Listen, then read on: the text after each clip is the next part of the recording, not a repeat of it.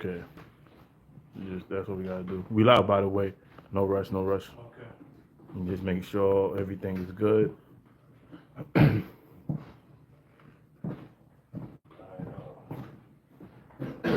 check the feed.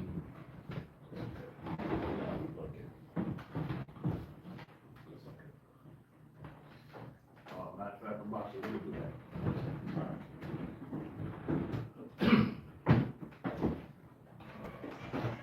Yeah, we got it.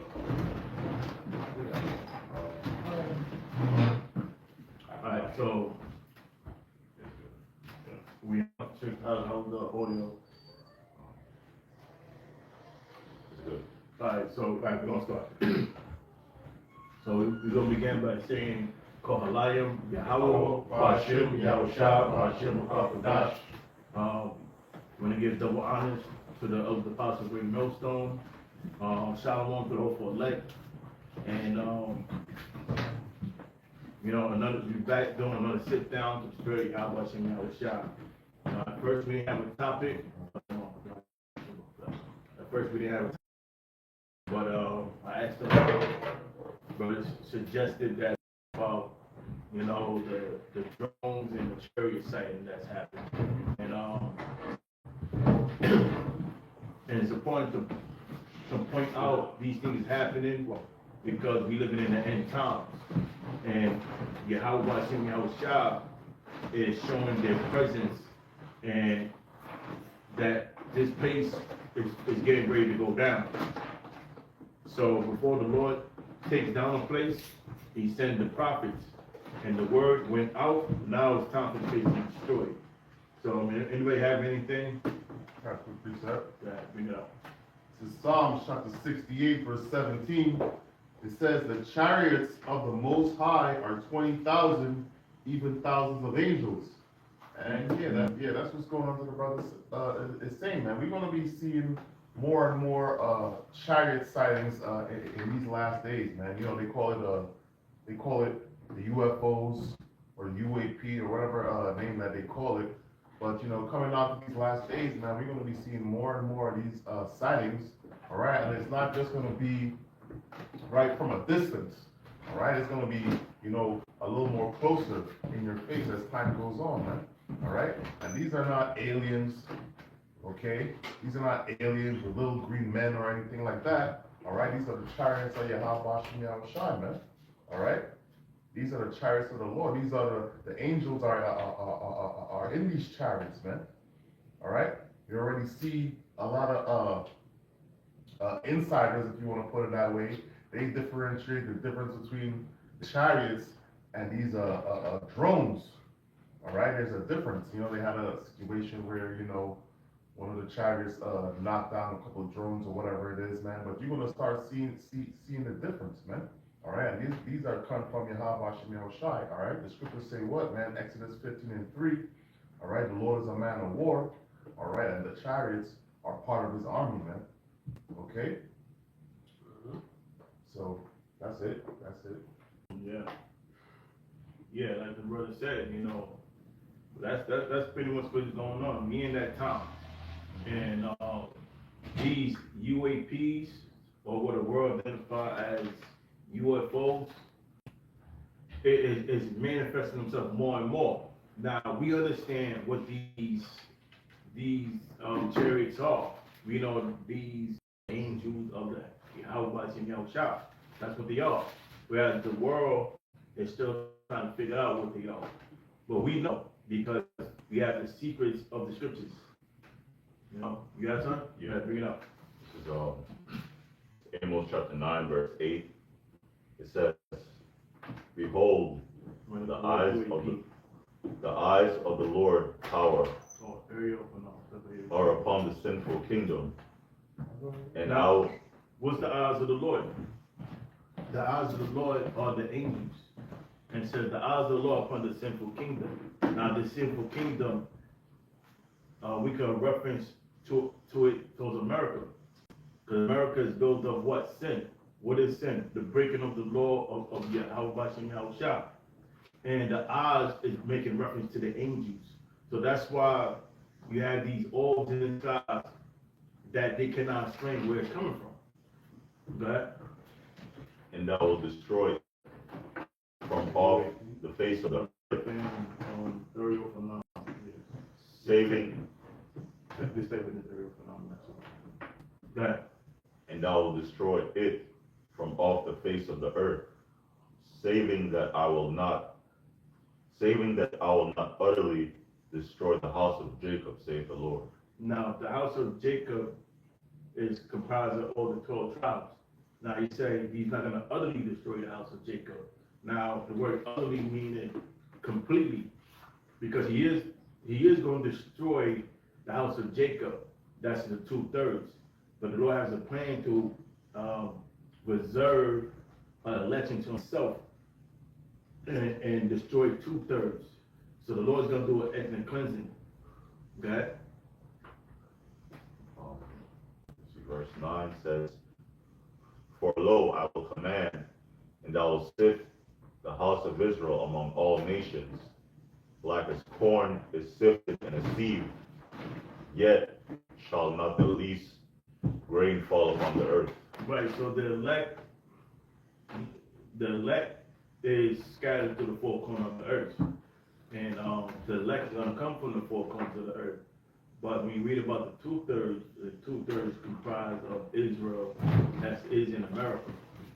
Right? Verse 10, Amos chapter 9, verse 10. All the sinners of my people shall die by the sword, which say, the evil shall not overtake nor prevent us. Mm-hmm. Go ahead. All right. In that day will I raise up the tabernacle of David that is fallen, and close up the breaches thereof. Now the tabernacle of David is the house of David. And when David ruled, all 12 tribes is under David's reign, under David's control. And it says the Lord's going to close the breaches. The breaches are the differences that the tribes had among each other. So it's no longer going to be two kingdoms, or the house of Israel or the house of Judah. They're all going to come back as being one. Go ahead. And thou wilt raise up his ruins, and I will build it as in the days of old, that they may possess the remnant of Edom, and all of the heathen which are called by my name, saith the Lord that doeth this. Right, those are the lands. And the land of Esau, we're going to possess the land of Esau, because eventually Esau is going to be destroyed. Go ahead. Behold, the days come, saith the Lord, that the plowman shall overtake the reaper. That's all we need on that. Let's, you had something? I got something. Go ahead, bring it up. Zechariah chapter 5, verse 1. It says, Then I turned and lifted up mine eyes, and looked, and behold, a flying robe. You gotta bring it up. Right. Yeah, so the prophet Zechariah, he saw a flying robe. Now, the robe represents what the scriptures identify as the chariots. Okay? The chariots of the Lord, man. Which, scriptures let you know that the chariots, it was a pillar of the cloud by day and a flame of fire by night. All right, it said that in the book of, I believe in the book of Exodus. Okay? So he's describing a chariot. All right, chariots which are generally in a circular motion. All right, when you see pictures or sightings of so-called UFOs, they usually come in a circular appearance. Okay? It says, and he said unto me, What seest thou? And I answered, I see a flying robe. The length thereof is 20 cubits, and the breadth thereof is 10 cubits. So he's describing the size of the chariot. Okay, chariots come in all different sizes, all right, shapes primarily. Like it says right here, it's talking about a circular shape because of the robe.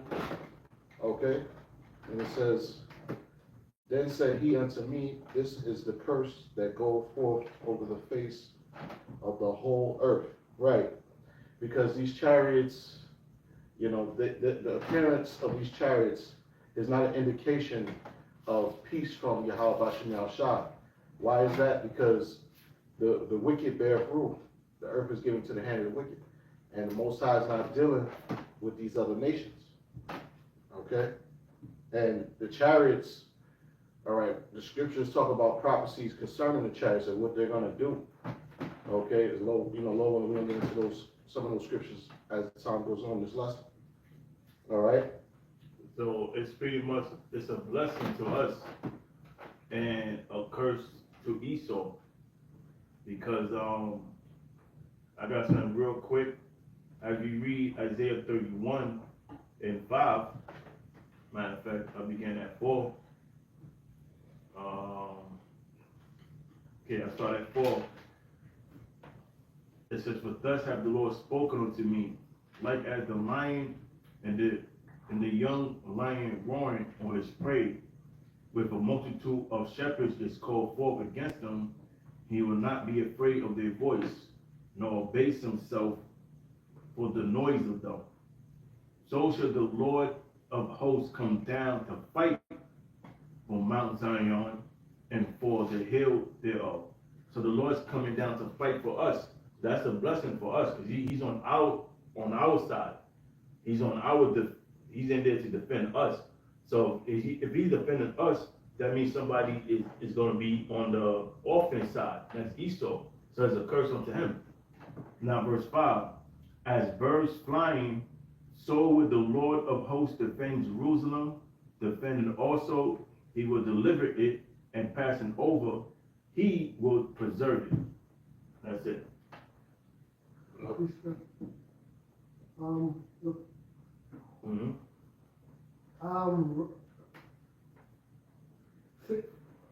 Psalm 68 verse 17. So the chariots of God are 20,000, even 20,000 of angels, and the Lord is among them in the holy places. And they only take one angel to destroy the whole earth. But when Yahweh shall return, he's coming back with an army of angels. And, you know, he's going to show his power. You know, I was watching, there was a video with, forget this guy's name, with this guy, Promo, who you work for CNN. Paul? Yeah, Paul? not the governor Promo, his brother. Chris Como? Chris Como. So he have a podcast, and he was interviewing this guy, and his guy, he was going to the chariots. So he was breaking down how the Air Force, the best of the aircraft compared to the chariots is unmatched.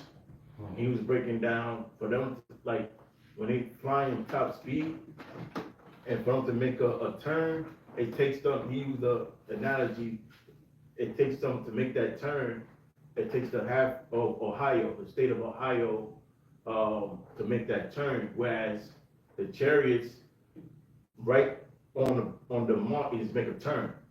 So he said this is beyond, at the speed, and he was compared with speed. He said at the speed it be going over like 1,000 miles an hour, that it could make a precise turn, whereas it takes them it takes them to go a little, to make that turn a little longer. So yes, for them to slow it down and make that turn. But you know, when you're dealing with the chariots, you know, the chariots define physics, you know, because this is technology from on high. This is the most high angels. That's it. Can I say one thing? Mm-hmm. And you got Esau, they just figured out how to fly in the air with planes and things of that sort. You know, the chariot's been around for thousands, you know, well, you know, the chariot's been around way longer, okay, since, you know, before man. Mm-hmm. Oh, I got something. Yeah, bring it up. This is Isaiah chapter 31 and verse 3. Now the Egyptians are men and not the Most High, and their horse is flesh and not spirit. When the Lord shall stretch out his hand, both he that helpeth shall fall, and he that is hoping shall fall down, and they all shall fail together. Yeah, now the Egyptians is talking about, the modern day, the modern day Egyptians are the so-called white people, Edomites, because they're in control of the earth, and America is spiritually Egypt because this is where the Israelites are in captivity. And it says, and their horse is flesh and not spirit. This is what the elder brother just said. Their horse is talking about their power, their jets, their military vehicles. It takes the state of Ohio to make a turn, but the chariots of the Lord, which are not flesh, is not of this world, is from the spirit world. They can do things that these people can't explain, and they can't match it. That's what it's talking about. It's not spirit. These vehicles, these military vehicles it can't compare to the chariots. That movie Top Gun Maverick. Okay, brother Sorb in the beginning, he's basically test driving a brand new jet, and he's trying to go Mach 5 or something like that. So Mach 5 to the chariots, that's nothing. They go Mach whatever, Mach 10, Mach 20. Once you go Mach 5 on them jets, like they showed in the movie, the jets started falling apart. They couldn't take the pressure. Okay, so how could those jets get up to the speed of those chariots? Let alone make any maneuvers. Even driving a car, once you hit over 100, you can't afford to twist the wheel. You won't flip. But these chariots at speed that's unknown to man, they have total control. That's right. I got some brothers. I got it right now. This is on Habakkuk 3, and I'll start at 2. I'll start at 1. It says, a prayer of Habakkuk the prophet unto Shigionoth. It says, Habakkuk 3 and 2, O Lord, O Yahweh, I have heard thy speech and was afraid. O Lord, revive thy work in the midst of the years, which is going into the prophecies. Okay, it's the reason why Habakkuk was afraid, because he saw the prophecies that's going to fall upon this place, and because he also knew he'll be here in that time through reincarnation. It says, revive thy works in the midst of the years, make known. In wrath, remember mercy, like we're going into earlier. When we're dealing with these chariots, they're going to deliver the elect, but it's going to be destruction in hell for 2/3 and these other heathen nations, especially here in America. Okay, so in wrath, remember mercy, because that's just how much destruction is going to come upon this place. We wonder if it's going to be delivered. Scripture says, "Mercy shall scarcely be saved." It says the Most High came from Teman, the Holy One from Mount Paran, which is it's in the east, Selah. His glory covered the heavens, and the earth was full of his praise. And what's the glory that covered the heavens?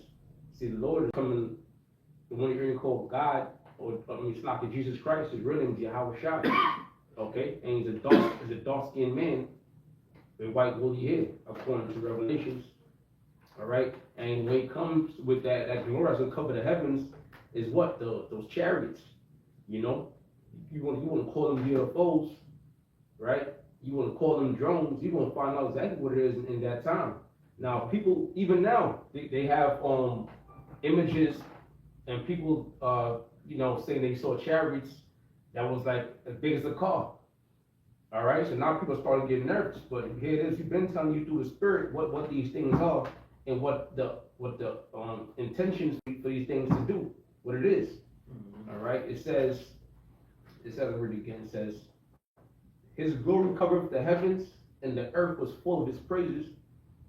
His brightness, which the praises come from the elect, it says his brightness was as the light he had horns, his brightness as the light, and chariots call them orbs. How about they're not really orbs? You see them in close up, or the light dimmers, and you're gonna see something terrifying. How about that? Okay? So it says, and had horns coming out of his hand, and the horns represent power, right? Because those chariots come with a blast, and there was the hiding of his power, okay? Like Independence Day, when they start blasting, blast the Capitol, all right, the Empire State Building, you know, that was a pretty decent depiction, right? But that's what's gonna happen when these chariots really unleash their power. And his brightness was as light, and he had horns coming out of his hand, and there was the hiding of his power. Before him went the pestilence, and burning coals went forth at his feet, right? And the burning coals at his feet going into the chariots. Before he went forth, the pestilence is going into the destruction, right? Those concentrated fire, all right? It's not going to be no small laser beam. It's going to be a blast of power, right? That was basically the plan. Second Ezra, chapter 13. That's what I'm go ahead. gonna start at 1. Yeah. All right, Ezra chapter 13, verse 1. And it says, and it came to pass, after 7 days, I dreamed a dream by night. And lo, there arose a wind from the sea, and moved all the waves thereof. And I beheld, and lo, the man waxed strong with the thousands of angels. Yeah, and that's right, man. That's Yahweh Shai, man. And we just read earlier in Psalm chapter 68, verse 17. All right, the Lord has 20,000 chariots, even thousands of angels. Okay, it says, and when he turned his countenance to look, all the things trembled that were seen under him. So yeah, that's right, man. So when the Lord makes his return, man, all right, it's not going to be a day of just all fun and games like they try to depict it in these churches, man. All right, the Lord is coming to a sword to this place, man. All right, okay. And the chariots is a major part about that, on that, man. You know, we overhear great notes when we speak about the Lord come back on that fathership, right? It says, and whensoever the voice went out of his mouth, all they burned that heard his voice, right? And as the brother was saying, yeah, right, that's right, man. That's laser beams, man. The Lord going to show his power, man. It's not going to be like a little pointer laser beam, nah, man. All right? Okay, it's going to be great death and destruction, man. That's something you've never seen or experienced that power ever on this earth, man. All right, he still can have all of the crazy weapons that he has, all these drones, all these secret weapons that he has. It's going to be nothing in comparison, all right, to when the Lord makes his return, right? It says, like as the earth faileth when it feeleth the fire.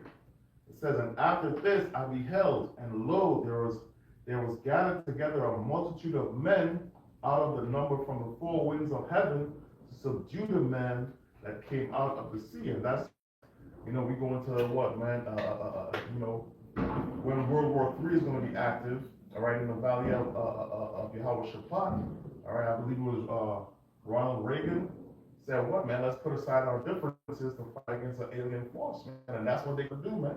Right? All these countries that are involved in World War III, hey, man, they're going to put aside their differences to fight against the Lord, man. All right? All these things are, you know, as you see, these are prophecies that will come to pass. Right? It says, but I beheld, and lo, We get the sea. The sea is represented towards space. okay. Right? It says, but I beheld, and lo, he had graved himself a great mountain and flew upon it. Yeah, that's right, man. And that's how great the chariot is going to be, man. The Lord, when the Lord comes back, man. All right, Ezra's like looking like, yo, what mountain did this chariot come out from, man? Right? It says, but I would have seen the region or place whereout the hill was graven, and I could not find it. It says, and after this, I beheld.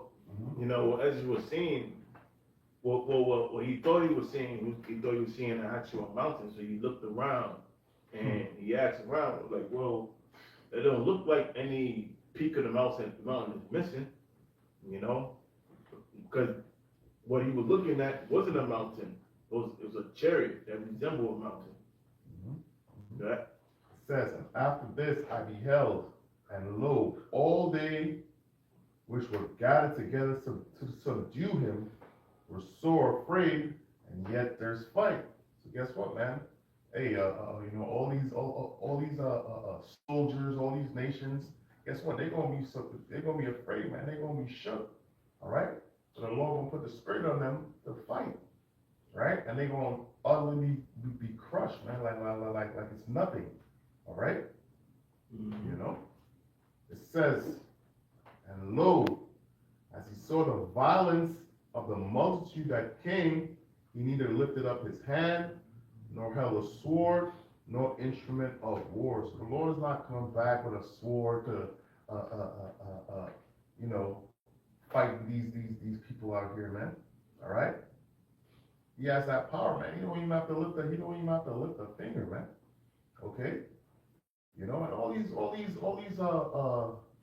you know, these military leaders and these people in, you know, in high places, they know, they've seen the power of chariots, man.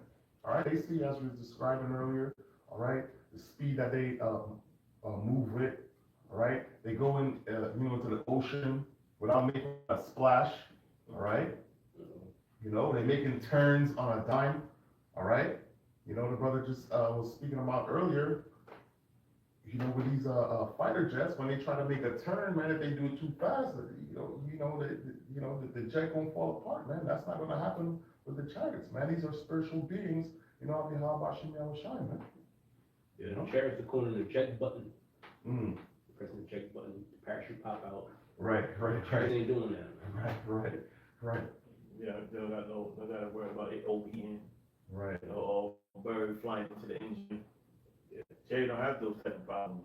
Right. They're able to make maneuvers far beyond Esau's comprehension, and at a top speed that Esau top technology is not able to do. So you know, Esau, he's scared. You know, he's afraid, but his pride will not allow him to humble himself. Because that's why I said yet third fight. You know, they still gonna dare to try to fight the Lord, even if they know, even knowing that you know is an unequal match. They still gonna try to fight. Right. You know, Esau think he got a chance. Yeah, I got a chance. You know. It says, and lo, as he saw the violence of the multitude that came, he neither lifted up his hand, nor held a sword, nor any instrument of war. But only I saw that he sent out of his mouth, as it had been a blast of fire. This is the lasers, right? And out of his lips a flaming breath, and out of his tongue he cast out sparks and tempests. Right? It says, this last one, and it says, and they all mixed together, the blast of fire, the flaming breath, and the great tempest, and fell with violence upon the multitude which was prepared to fight. Yeah, that's what it is, man. The Lord is a man of war. As we said before, Exodus 15:3. Right? The Lord's not coming back to give hugs, you know, hugs and roses to everybody, man. Hell no. All right? It says, and burn them up every one, so that upon a sudden of innumerable multitude, nothing was to be perceived, but only dust and smell of smoke. And when I saw this, I was afraid. So when Ezra saw this, and he seen the destruction, how easily the Lord, you know, destroyed all these men, all these men of war and all of that, man, he was so afraid, you know. Ezra was, you know, he gets a lot of dreams, you know, and he was shook when he saw this in his vision, man. You know? That's it. Precept? Mm-hmm. Revelations 1 verse 7. Says, behold, he come with clouds. Who come with clouds? Yahweh Shai.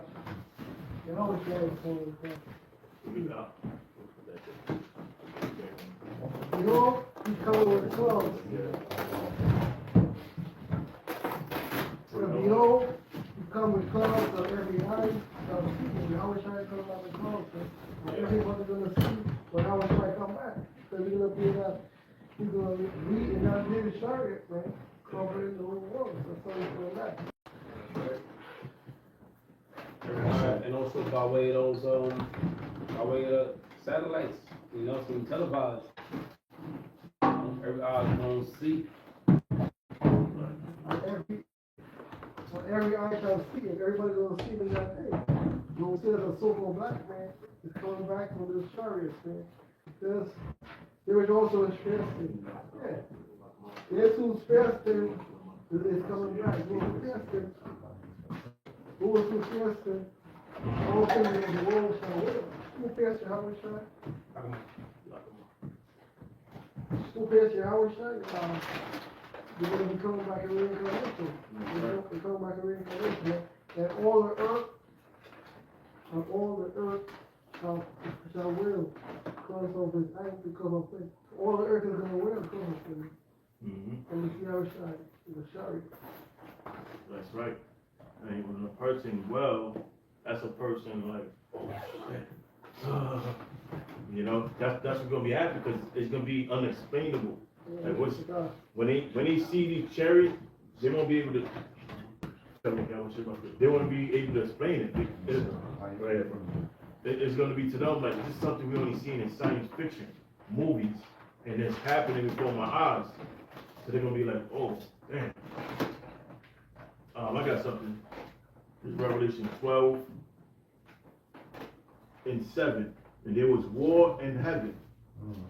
Now, when it says war in heaven, it's not talking about the spiritual world. The heaven is talking about in the skies. Because when Yahweh shall return, they're gonna try to fight against Yahweh shall, and they're gonna lose badly. So it says Michael and his angels fought against the dragon, and the dragon fought and his angels. Now the dragon is referencing towards America, and America, like American system, which is the dragon is comprised of NATO and the EU. So they're gonna try to fight against Yahweh Shah, but they're gonna lose. And it says, and prevail not, neither was their place found any more in heaven. And the great dragon was cast out, that old serpent called the devil and Satan, which deceiveth the whole world, and he was cast out into the earth, and his angels was cast out with him. So cast out to the earth, meaning being brought down, you know, and that's what happened. Esau's kingdom is going to be brought down because Yahweh Shai, he's going to make sure of that. I got something. Okay. It's Revelation chapter 19, verse 11. And I saw heaven open, and behold, a white horse, and he that sat upon him was called faithful and true, and in righteousness he doth judge and make war. Right, so what the Apostle John is saying is the second coming of our Lord Yahweh Shai Mashiach. It says he comes with a white horse, that represents the chariots. In the world, we call it spaceship, UFOs, UAPs, but through the spirit of Yahweh Shai Shai, the servants of prophets, we know them to be the chariots of Israel. It says, and he that sat upon him was called faithful and true, which is our Lord Yahweh Shai. It says, in righteousness he doth judge and make war. Right, because Lord Yahweh Shai is coming to bring judgment upon the earth. Why? Because it's ran in wickedness by Esau, Edom, the so-called white man. And Lord Yahweh Shai is coming to bring vengeance upon our enemies because all the criminal acts they have done unto the children of Israel, or the so-called Negroes, Latinos, and Native American Indians. So he's coming to wage war, and kingdoms be brought down through war. So this kingdom that we're in here today is Esau's kingdom, and it's going to be brought down by war, which is the third world's war. And after this kingdom be brought down, the kingdom of Yahweh Shai will be established, which will be a kingdom that's reigning righteousness. It says his eyes were as a flame of fire, and on his head were many crowns, right? Because Lord Yahweh Shah is coming to take the leaders of this world out of power. And they're going to be the servants in the kingdom of Yahweh by Shema Shah. They're going to be our servants and handmaids, meaning they're going to be our male and female servants. And they're going to build up our kingdom just as we build up their kingdom. Yeah, the crown just symbolizes dominion. Mm-hmm. Because when Yahweh shall return, Yahweh shall is coming to take dominion of the planet Earth. So to show the people they sit on the throne, they have dominion of certain realms. So Yahweh shall come having many crowns, meaning he's coming to take dominion and take crowns from people. Because Yahweh shall not have a bunch of fucking crowns sitting on his head. It's symbolism. It says, and he had a name written that no man knew, but he himself, and he was clothed with a vesture dipped in blood, and his name is called the Word of Yahweh. There you go. So read that part again. It says, and he had a name written that no man knew, but he himself, and he was clothed with a vesture dipped in blood. The vesture dipped in blood symbolize how much killing Yahweh shall going to do during his return. You know, that's why he said, think not that I come to send peace, but sword. And we could get Isaiah 66 and 15. All right, hold on to it for a second. So that's what Yahweh shall come to do. Deliver the elect and destroy the wicked. Go ahead. It says, and his name is called the Word of Yahweh, and the armies which were in heaven. Yahweh shall is the word, you know. That's why in John 1 and 14, St. John 1 and 14, it says that the word became flesh and dwelt among us. But Yahweh Shah is the word. And we go to Revelation the 5th chapter, it goes into what happened post-crucifixion when Yahweh Shah went to the spiritual world. And the ritual that happened and the understanding, the seals being released for us to understand. So for us to understand these scriptures, Yahweh Shah has to sup with us. He has to give us the understanding. Go ahead. It says, and the armies which were in heaven followed him upon white horses, clothed in fine linen, white and clean, and out of his mouth goeth a sharp sword, that with it he should smite the nations, and he shall rule them with a rod of iron, and he treadeth the winepress of the fierceness and wrath of the Almighty power. That's right. Esau symbolized being the grapes that Yahweh Shah is going to trod down. And, you know, that's why it says, what's that, Joel? For wickedness had, no, that's something, no, that's something, that's one, Joel speaks about, it speaks about the grapes. I'll be the 3rd chapter or 2nd chapter. You know, so that's what it is. So, you know, Esau symbolized being grapes that reach its full maturity, and now Yahweh Shah's coming to take those grapes and squash it. You got it? I got it. But It's Joel chapter 3, I'm sorry, verse 12. Let the heathen be wakened and come up to the valley of Yahweh Shaphat. Right. Now the heathen being awakened, meaning they're being raised up for the purpose of combat. Because before there's a nuclear attack, there's going to be a ground battle that's going to take place in the Middle East, in particular Saudi Arabia. Go ahead. That's the desert. That's why in Joel it speaks about a land barren and desolate. So there's going to have to be a ground battle that's going to escalate to nuclear destruction. Go ahead. For there will I sit to judge all the heathen round about. Put ye in the sickle. That's what Jehoshaphat means. The word Jehoshaphat is a compound word. It's comprised of the name of the Most High, Yahweh, and the word Shaphat, meaning judgment. So when you combine those two words together, it means the Most High judgment. That's what he said, there would I sit to judge the heathen. Because who's doing the judgment? The Most High. Go ahead. It says, for there will I sit to judge all the heathen round about. Put ye in the sickle, for the harvest is ripe. Come. Now, what is sickle used for? A sickle is a tool used for cultivation. And Yahweh Shah, he's saying now is the time to cultivate or to pluck out these grapes for its usage. And those grapes symbolize Esau. It reaches full maturity, now it's time to be plucked. Because that's Esau, he reaches full maturity in wickedness. He did everything he could do.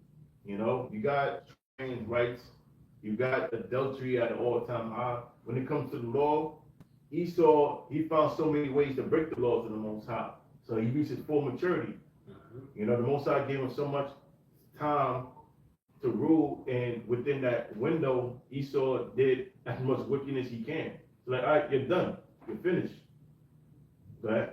It says, come get you down, for the press is full, the fats overflow, for their wickedness is great. That's the fact. Like the fat, when it says the fat overflow, meaning you have grapes, and them grapes, you have grapes, and it's still green. So it's really green. But then as it mature, it changes colors. And then when it's time to get plucked, that's when it gets real juicy. You know, and that's the best parts of the grapes. You pluck it, now you could press it for it to turn into grape juice, and then over time it's gonna ferment and turn to wine. So Esau, he's those grapes that's juicy and ready to pluck. Go ahead. Multitudes in the valley of decision, for the day of the Lord is near in the The valley of decision is interchangeable with the place of Jehoshaphat. That's where the Most High is going to judge the nations. Go ahead. It says, for the day of the Lord is near in the valley of decision. The day is near. That's why we're seeing these, phenomenons that Esau will call it. And it's unexplainable to Esau, but it's unexplainable to Esau, but it's understandable to us. Go ahead. Oh, that's the point. Yeah. Okay. I think I had a little more in Revelation 12. No, that was it. I got 14 real quick. Yeah, bring it up. Just straight to the point. Revelations 14 and 18. And another angel came out from the altar, which had power over fire, and cried with a loud cry to him that had the sharp sickle, saying, thrust in thy sharp sickle, and gather the cluster of the vine of the earth, for her grapes are fully ripe. Mm-hmm. And like you mentioned, the grapes is going into Esau, right? Which are fully ripe. They ripen their wickedness. Okay. I'll also add on to that. Because also going to take Esau out at the highest state of his power. All right. Esau is at the highest state via his technology. Right. It says, and the angel thrust in the sickle into the earth and gathered the vine of the earth and cast it into the great winepress of the wrath of the Most High. Mm-hmm. And that's going into what? That fire. Okay, that's second death. Right. Oh, I got something real quick. This is Matthew 13. Let me just read 39 to the point.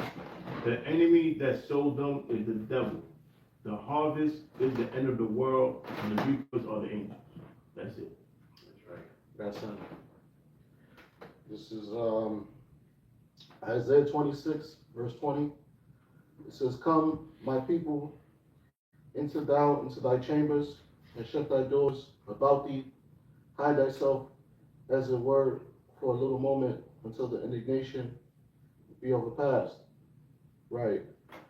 So this is a prophecy going into when the Most High delivers his elect from the nuclear destruction, which is synonymous with the lake of fire.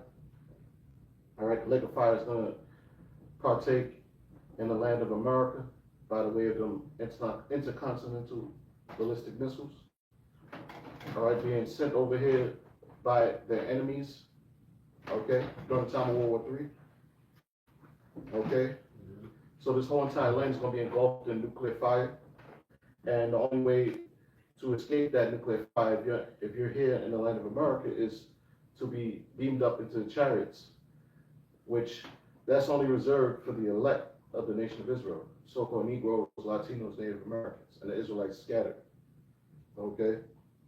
Hey, when that fire hits America, right? America becomes ground zero via those nuclear missiles, the earth's surface gets as hot as the sun.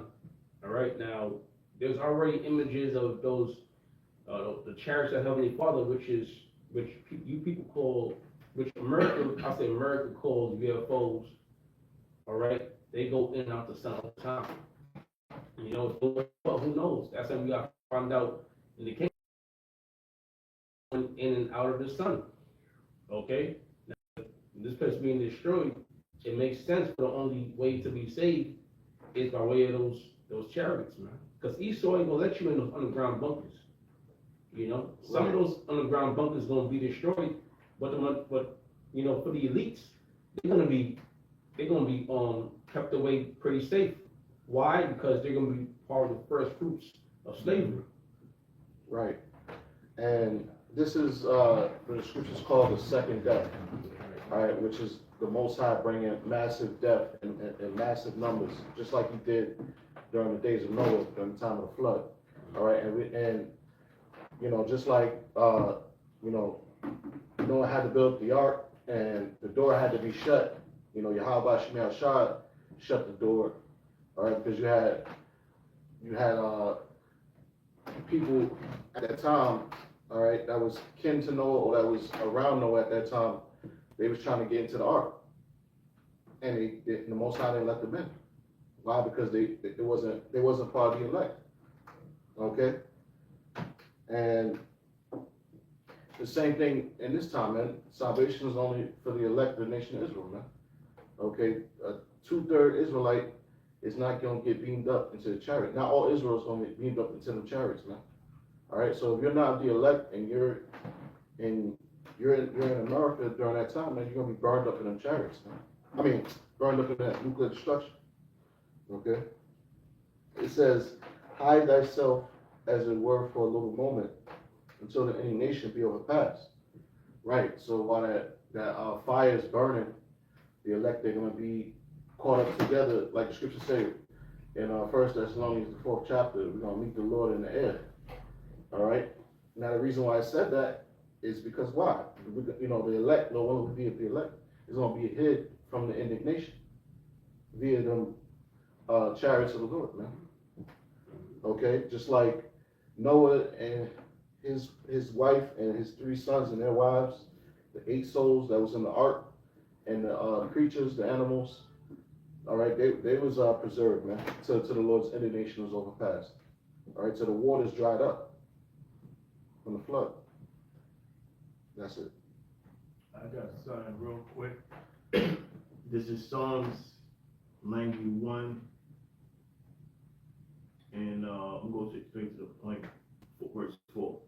He shall cover thee with his feathers, and under his wings shalt thou trust. His truth should be thy shield and buckler. So, yeah, that's the protection that we're going to get from the Most High. And so the Most High referenced himself as a bird, protecting, shielding their young through their wings. And that's how we're going to be protected through the chariots. That's it. This is Isaiah chapter 63, verse 1. Oh, before you read that, let me just read it real quick, since I said that, right? This is Matthew 23 and 37. O Jerusalem, Jerusalem, thou that killest the prophets and stonest them which are sent unto thee. How often would I have gathered thy children together, even as a hen gather her chickens under her wings, and he will not. So the Most High make an analogy as he gathered his chickens, meaning he protects. You know, like a chicken, like a hen protect its shield its young. That's how the Most High is going to shield us from the evils to come, or from the dangers to come. That's it. This is Isaiah chapter 63, verse 1. And it says, who is this that cometh from Edom with dyed garments from Bozrah? Right? And this is our Lord Yahweh Shai, man. All right? Okay? It says dyed garments from Bozrah. Bozrah is one of the capital cities of these Edomites, all right, the so-called white people, all right? It says, this that is glorious in his apparel, traveling in greatness of his strength, of his strength, I that speak in righteousness might be saved. And that's our Lord Yahweh Shai, man. All right, thy garments from bosom. You know, the brother was, the elder brother was speaking earlier about the grapes. All right, the Lord is not gonna have, blood on his garments. All right, but this is that's symbolic, man. You know, showing the amount of what blood that the Lord is gonna shed when He makes His return, man. All right, crushing all these nations, starting off with who, man? Esau, Edom, man. All right, the so-called white man. Okay, it says what? Wherefore art thou red in thine apparel, and thy garments like him that treadeth in the wine fat. Yeah, that's right, man. So if you tread in some grapes, man, you're gonna have the blood of the grapes, all over your clothes, man. All right, they stomp the grapes. That's the old way of making the wine. They stomp the grapes with their foot, and they get the blood of the grapes all over them. That's symbolic of how the Lord, all right, is about to shed blood of all these nations when He makes His return, man. Right? It says what? I have trodden the winepress alone, and of the people there was none with me. All right, for I will tread them in my anger and trample them in my fury, man. And the scriptures say what, man? The Lord is angry with the wicked every day, man. All right, the sins that He said have reached up to the heaven, man. All right, if you see how the world is being operated right now, all right, it's in a wicked spirit, man. Everything goes contrary to the scriptures. All right, we see the LGBT is being pushed prominent. All right, transgender, the transformer agenda is being pushed. All right, the man, the woman, the child, everything is out of order. The air is polluted, the music is polluted. So guess what, man? Hey, everything that's the way how the world is being run right now is contrary with Yahweh Shem Shai, and He's angry, man. All right, and when the Lord comes back, man, it's going to be what? New management on the earth, man. All right? Yeah, the mirth of this land is dwindling too. Like Scripture said, the mirth shall cease. You see the life being taken out of this place. Yeah. Just everything that people took pleasure in is now, it's becoming it's becoming finished, man. It's becoming destroyed, man. Sports is played out, everything, chasing after these women, all of that shit is played out, man. Nah, brother's right. You just going through the motions. Ain't no Christmas spirit like that. I went to the restaurant this morning. They had a Christmas tree playing Christmas music. I was shocked. I'm like, oh shit, what? And that it didn't even hit. They say the brother spoke about sports. They say the viewership for the NBA is down 48%. You know what I'm saying? 48%. All right, nobody chasing after these chicks and none of that, man. All right, so the murder of this place, it's gone, man.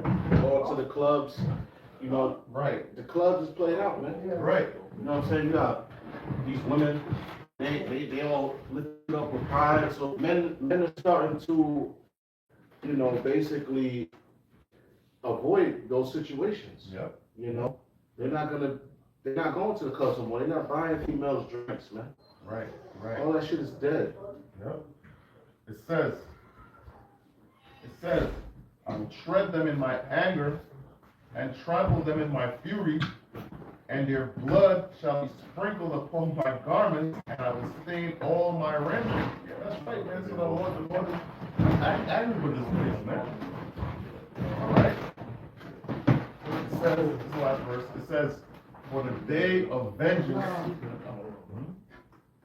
It says what? For the day of vengeance is in my heart, and the year of my redeemed is come, man. So the Lord is coming back to bring vengeance, to get His vengeance, to get His revenge, right, for what they did to Him 2,000 years ago.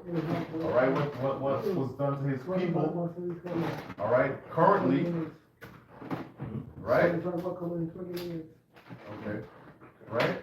And what is being done to His people currently, you so-called blacks, Hispanics, and Native Americans, the apple of the Lord's eye. All right? So guess what, man? The Lord gotta get His turn before everybody else gets it, man. Gotta get His revenge, man. All right? That's pretty much it. I got something real quick. I got something. Yeah, let me bring this up. This is Jeremiah 49:9. If great gatherers come unto thee, will they not leave some gleaning grapes? If these by night, they were destroyed till they have enough. So Yahushua, he's coming as that great gatherer, as that thief by night. And the night symbolizes the end of Esau's rulership. And Yahushua is not going to leave nothing behind after he's done with Esau. And how do we know that? The next verse. But I have made Esau bed. Who's going to make Esau's bed? Bed means naked. You know, that's Yahushua. When he comes, he's going to make Esau's bed. I have uncovered his secret places, and he shall not be able to hide himself. His seed is spoiled, and his brethren and his neighbors, and he is not. Leave thy fatherless children, I will preserve them alive, and let thy widows trust in me. Now, we're considered to be the fatherless and the widows, and our trust is supposed to be in Yahweh Bashim Yahushua. That's the point. I don't want to make you. Yes. I got something. Yeah, yeah. All right. This is Revelation chapter 11 and verse 11. It says, and after 3 days and a half, the spirit of life from the Most High entered into them. All right. Now the 3 days and a half is talking about 350 years. All right, from the beginning of slavery, all right, when the so-called Negroes over here in the bulk, which was 1619, all the way up to 350 years later, which was 1969. All right, and that's the beginning of when, you know, this truth started to spring forth and Israelites started to wake up. Okay, you had men such as Abba Bivens, which is, you know, our elders in this truth, all right, which paved the way for us to wake up, man, which was Elijah prophet, the fulfillment of Malachi, the 4th chapter, okay, all right, so forth and so on until the time we're in now. You got the elect waking up and the elect being sealed of the nation of Israel, all right, it says, the spirit of life entered into them, meaning what? They received this knowledge, the breath of life, which is the law, statutes, and commandments. All right, the knowledge of the word of the Most High, which is the Bible. It says, and they stood upon their feet, and great fear. Right, it said they stood upon their feet, meaning what? They are, like the scriptures say, that he may run that readeth it. All right, meaning what? He got involved, he got active. All right, he served the Lord. All right, went out there in the highways and byways, man, to preach his word. Okay, it says, and great fear fell upon them which saw them. Right, great fear fell upon the elites which saw them, the ones that actually know who we are, and that saw the men of the Lord waking up. And those same guys that knew who we were, which were the elites of the society, Edomites, all right, they compelled certain dudes to basically take the bag and compromise the truth and sell out. All right, become false prophets and charlatans, man. Okay. It says, verse 12, and they heard a great voice from heaven saying unto them, come up hither. And that's the elect. Okay, that's during the time when the destruction is taking place. World War III is in effect, okay? And that's a future prophecy, okay? Because, you know, we're talking about the UFOs, all right? And we know that the elect is going to be beamed up into them chariots, all right? During the time of nuclear destruction, when the nuclear missiles is being launched to this side of the world, man. The scripture's talking about the sword being bathed in heaven, which is the nuclear missiles, man, being shot to the ends of the world, which is America. to destroy it. Which the heavens is America. America is that kingdom. You know, heaven is basically a condition. It's so I can say white man's heaven, it's black man's hell. This is Esau's heaven, right? And those missiles is gonna bathe in it, meaning what? That those missiles are gonna destroy this place, man. You know. And it says, and they ascended up into a cloud, ascended up to heaven in a cloud, and the enemies beheld them. Right, because our enemies, which is the other nations, the heathen, all right, and even 2/3 of the nation of Israel, all right, they're not getting beamed up into chariots. You're gonna have people that's here in America at that time, all right, if they, like scriptures say, if they don't have the spiritual mark of exemption, which is what?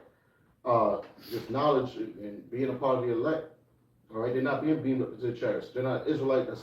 They're not an Israelite. If they're not of the elect, and if they're not an Israelite, they're not being beamed up into the chariot. All right, and that's it.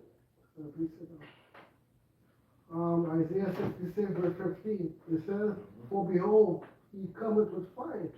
This is how the Most High, this is Yahweh Shai is coming back. Yahweh is coming back, man, with fire. Behold, he comes with fire, he comes with those chariots. And when his chariots like a whirlwind, his chariots is gonna be like a whirlwind. Everybody gonna see the fellowship coming up in the whole world. It's like a whirlwind. And his anger and fury shall be with flames and fire. The Lord is very angry, man. He's very angry at who? The super white man, the Edomites, who put our people in slavery. I'll say that we are the Israelites. So others put and do other crazy stuff to us, man. Verse 16. For by fire shall he feed all flesh. So by fire, the Most High is going to be killing all of the people. Billions of people is going to be dying in that day, man. To be feeding all flesh, man. And the slain of the Lord shall be many. The Lord will have many that day. Right. Those lasers, you know, zapping you, the wicked of this earth, man. The slain will be many, because why? Wicked are the many, you know, many are wicked. Esau, Edom, the heathen nations, and 2/3, they're following these heathen nations in Esau. Yeah. I got some precept for that brothers were pointing to. This is we went into 350 years. This is Matthew chapter 13, verse 24. A parable put he forth unto them, saying, the kingdom of heaven is likened unto a man which sowed good seed in his field. So a man got his property, got his field, he sowing, good property for his field. But while men slept, his enemy came and sowed tares among the wheat and went away. So you have wheat and you got tares, right? So while he slept, while he wasn't aware, his enemies came and they sowed tares among the wheat. Now we were sleeping until that time, late 60s, early 70s, when truth really started being pushed. Because prior to that time, in 69, we were jigging, in the early 70s, we were jigging to 5%ers, they was into Nation of Islam, Christians, so on and so forth, right? And think about it, what was the truth really pushed? In Harlem, when we started. That's where a lot of other stuff was going on, Yep. And so it says, but when the blade was sprung up and brought forth fruit, then appeared the tares also. Now you look at that word blade in the Greek. Look at that real quick. This thing hold up. Strong's G 5528. Chartas in Greek. And that word there is, when you look it up, is provender. Now provender is this food for domestic animals. But in this sense, this food is what? This word is truth. So it says, but when the blade was sprung up, and when the truth started being pushed and brought forth fruit, then appeared the tares also. Not just, when I was there talking about tares, you had false teachers, people teaching false doctrines, Tares also, you got people that look like Jake that's not. But in this time in Yahushua, you got to remember, you had the Pharisees. They were teaching their own doctrines. So it says, for when they was brought up and brought forth food, then appeared the tears also. So the servants of the household that came and said unto him, Sir, didst not thou sow good seed in thy field? From whence then hath the tears? Why the tears here if you sow good seed in the field? Now, when you go into the history, in ancient Rome, there was a law called the Lex Aquilia. And it was a law that where a person was able to receive compensation if somebody destroyed their property. So you couldn't sow tares in somebody else's field. Because what happens is the wheat and the tares both look alike. But deep in the earth, the wheat, the tares can get tangled up in the root of the wheat. Right? So when they asked, they said, he said unto them, an enemy hath done this. The servant said unto him, well, thou then that we go and gather them up, you want us to gather them up? But he said, nay, no. That's why you gather up the tares, you root up also the wheat with them. So if you take the tares out the ground, the wheat will come out too, because deep within the earth, the roots are entangled. Just like you got these false teachers.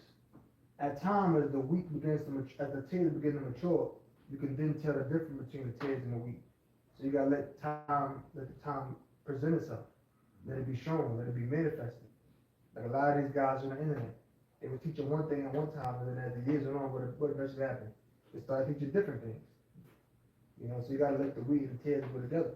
You got those that are righteous, those are the wheat that's gonna be pulled up into them barns, which are the chariots, but then again you got the tares. You can't deliver up deliver the wheat to salvation, because remember the tares is among them too. So you gotta wait. Same thing with you got heathens that look like shape. You just can't beam them all up. It's gonna be in time. So it says, he said, nay, that's why he gathered up the tares, he would have also the wheat with them. He let both go together until the harvest. And at the time of harvest, I would say to the reapers, gather, and that's happening. When you think about that, going way back from the late 60s until now, look at all of the teachers that came forth and how many of them were proven not to be real. You know, you got a lot of them guys that came in the 70s and so forth. They fell out. Those guys is gone. You know, I remember when I first started looking at videos on YouTube years ago, oh, it's Yashawan, oh, this guy's deep, man, Yashawan deep. And then the guy was out of there. Come find out he was gone for years. Oh, yo, you got the Yeshaya and Kazakh videos, they go into the history, man. The guys is all gone. You know, gotta let the wheat and tares go together. You still got some tares out there now, but you got the wheat, which is our beginning with our elders, or our apostles on down. You know, let both go together to the harvest, and in the time of harvest, I would say to the reapers, gather together first the tares and bind them in bundles to burn them, but gather the wheat into my barn. So they got to get destroyed. You know, like we had this one guy out there with 613, and his name was spelled Prophet with Profit. Yeah, him and two other dudes out with him doing shows in his backyard. What the hell they were? And they were the first guys in the internet talking about some Esau is not the white man. You had a bunch of other guys saying that madness, man. All them guys is gone. Remember them guys, 3 blind mice from Connecticut? You there? Them guys was like Uncle Ruckus. Remember them guys? Where them guys at? They still doing videos? No. They all gone. You know, that's another thing you had to deal with at the beginning of that, you know, late 60s, early 70s time period. A lot of guys around, but they left, man. You know? That was it. I got something. Yeah, this is Isaiah chapter It fell out. chapter 47 and verse 3. It says, thy nakedness shall be uncovered, yea, thy shame shall be seen. I will take vengeance, and I will not meet thee as a man. And the nakedness of Esau is being uncovered right now because the whole world is finding out about the wickedness, you know, that's going on in America by the whistleblowers, which mostly are Edomites, but then, you know, by the men of the Lord as well. Yeah. Because Jacob is stupid. Like he said, the whistleblower is really Esau. If you go on Google and type in what race spends most time watching TV, what race spends the most time on social media, it'll tell you black people. Jake. That's why all Jake do is talk about entertainment. Yo, Diddy, Jay-Z, and, you know, all other crap.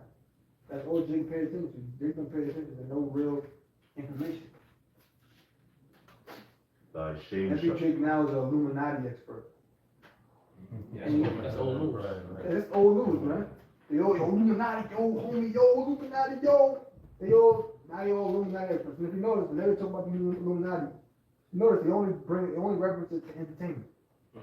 And now they just caught up into whatever politics is going on amongst rappers or entertainers. Yeah. That's what they caught up into. Like this dickhead Umar Johnson, I hate that dude. This guy, every time he open his mouth, yo, see Jay-Z, Puff Daddy. Like, dude, like, you supposed to be some real black, thought-provoking dude, talking about real issues. He's an opportunist, man. All you black people is dumb. Sorry, man. yeah, thy shame shall be seen, and I will take vengeance, and I will not meet thee as a man. You know, Yahweh Shai, you know, when he comes back with the angels, you know, he's not gonna meet Esau like he did over 2,000 years ago when he was in the Roman Empire. That was when, you know, he was a sheep, you know, the lamb, and he was made a sacrifice as a lamb for the sins of the nation of Israel. But now he's coming back, you know, to redeem the elect of Israel, and he's not gonna meet you as, you know, as being humble, as being a sheep. He's gonna come back as a lion of the tribe of Judah. He's gonna rip apart, he's gonna tear, you know, the blood is gonna be on his garment, you know, and that's talking about figuratively. But when he comes back, he's gonna be on, you know, on the chariots and thousands and thousands of angels with him, and there's no way that the Space Force is gonna be able to fight or even, you know, have a chance against the Lord, right? Yeah. No way. So, you know, Esau think he know everything. See, Esau, I was looking up a lot, like what you call, a lot of like stuff about like, you know, the universe. You know, I'm interested in that kind of stuff, right? Now, Esau, he got two telescopes. It's the Hubble telescope, and it's another telescope they got. What is it? It's a Hubble telescope and it's another telescope they got. Basically, one of the telescopes that he has, they can see like so-called billions of years in the past, for example. Not literally billions of years, like they're not really looking into the past, but they can see stuff in like far away galaxies, which is real. You still can do that. You got other galaxies out there. You got other planets out there. But Esau finding out through his telescope is that the universe is continually expanding. But the scriptures do speak about he's stretching out the heavens. So yeah, it is. It gotta keep expanding. If we're gonna rule for all eternity, it gotta keep expanding. But you know what Esau said? He said that the universe is expanding, so it's expanding faster than the speed of light. They said the speed of light is 600-something million miles an hour or some shit like that, or a second or something like that. They said they can't create nothing that even goes that fast. They can't create nothing that even goes nowhere near close to the speed of light. You know? They say they got something where they can move electrons like 99.999% of the speed of light, but they can't do it because it's the Most High is already continually expanding. They got this thing out there in space called the Voyager. I think it's called the Voyager 2, and it's a like this thing that just drift through space. It's been out there since 1974. It's like 50 million miles away, but it's still no. Yeah, it's some big like a satellite, but it's nowhere near like Saturn or. Right. It's nowhere near as far as the edge of the universe as far as we get to the universe. It's nowhere near. So you're never gonna figure it out, man. You're never gonna figure it out. They ain't deal with black holes and this planet and that planet. You're never gonna figure it out, so never. They see, well, we could create this device and we could bend space and time and we could move this. Can't do it, man. Esau knows that there's a higher power out there other than himself. His pride just won't let him admit it. You know? Pride won't let him admit it. That's it. So, I got some slide. You got it, bro. Isaiah chapter 47 and verse 4. As for our Redeemer, the Lord of hosts is his name, the Holy One of Israel.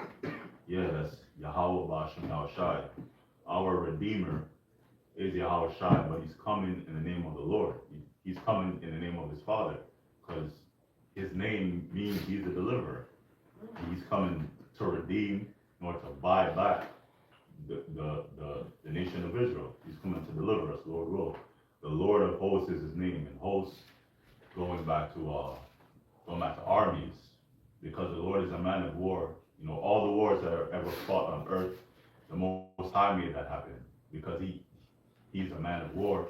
And the last world war that's going to be fought, you know, is 3, right? WW3. And in the midst of that, Yahweh Shai is going to come back and deliver the elect and destroy the rest of the armies. You know, they're going to come together. You know, they're going to stop fighting when they see the Lord come back. They're going to come together and they're going to be afraid. But the Lord's going to put in their spirit to fight anyways. And the end result is going to be dust. Yeah. And smoke, you know. I got some. It's Isaiah chapter 25, verse 7. And he will destroy in this mountain the face of the covering cast over all people, and the veil that is spread over all nations. Yeah, so the Heavenly Father, Yahweh, he's destroying now the covering cast that's over all nations, which is false philosophies, because we all grew up believing lies, believing that we're black, African American, believing that we're Spanish, believing that the so-called white man is the true people of the Lord. But Yahweh Ba'Shem Yahushua put an end to that by sending forth our elders, the apostles, to teach us the truth. And now it's being known through the spirit of Yahweh Ba'Shem Yahushua who's who. We, through the spirit of the Lord's mouth, the prophets, we letting it be known that Esau, Edom, is the wicked that the Bible speaks of. And we telling them what's to come in the near future, what's his judgment, which is destruction of his rulership. And he's going into captivity. And after 1,000 years, he's going to be wiped off the face of the planet. We also unveiling that the true people, Yahweh Ba'Shem Yahushua, the Hebrew Israelites, are the so-called Negroes, Latinos, and Native American Indians. We are the descendants of Abraham, Isaac, and Jacob. And we know that through faith, through the accounts written in the Bible, we know that we're the chosen people, Yahweh Ba'Shem Yahushua.